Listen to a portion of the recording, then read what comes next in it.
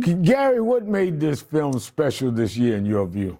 Well, sir, I think it's pretty simple. It was just an amazing film, right? You have an amazing director in Ryan Coogler. You had amazing acting from Michael B. Jordan. You have Wunmi Masaku. You have, of course, the legendary Delroy Lindo. It was just a phenomenal film. And I think what also made it special was just that Ryan Coogler has a way with his directing of connecting with us, connecting with humanity, right? Obviously, this has been an amazing film, but when you look at his other films as well, whether it's Fruitvale Station, whether it's Black Panther, the Creed series, he has a gift of connecting with us. And so with this latest project, Sinners, I think it was more of the same. He just knows how to touch us. He can relate to us. And again, he's such an amazing director. Now, like Black Panther, you had insiders who didn't think Sinners would do well because of its mostly black cast and racial content. Then as it became a massive hit, they focused on how lucrative Coogler's deal was, overlooking his $2 billion box office before that point. How common his deal was for white filmmakers with similar records. And studies continue to show a thirst for diversity at the movie theater. In this year's UCLA's diversity report found that films with casts that approached 50% people of color performed the best across several categories of filmgoers. So why is the industry still hedging its bets on diverse casts and voices when clearly there's a want for them? Well, I think it's not rocket science, right?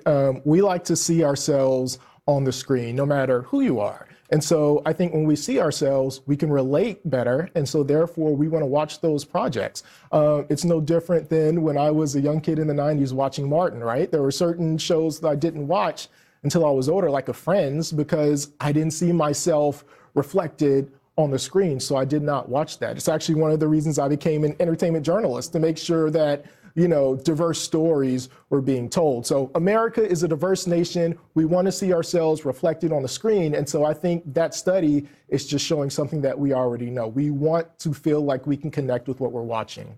Tonight's broadcast is in the midst of political turmoil here and at home. And it follows FCC Chair Brendan Carr's recent comments that media outlets effectively need to fall in line with President Trump's messaging on the Iran war, or they risk having their broadcast licenses revoked. The Oscars have been used as a platform for protests in the past. Given everything, do you expect that we'll see any of that tonight from the presenters? It's always difficult to tell. We don't know what the presenters are actually going to say once they get on stage. It would not surprise me if we heard messaging that spoke to certain political views. But I think most importantly, they are there to celebrate their art. While some may believe that actors and entertainers may have a duty to speak on things that affect them in their communities, not everybody always subscribes to that. So it'll be interesting to see not only what people say tonight, but who is speaking on behalf of their community or saying what particular views that they have. And how they say it. And how they say it. What other films and award nominees should we be looking out for tonight?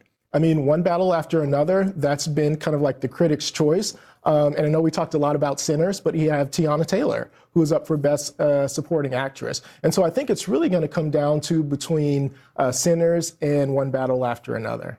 And of course, you what would be your pick?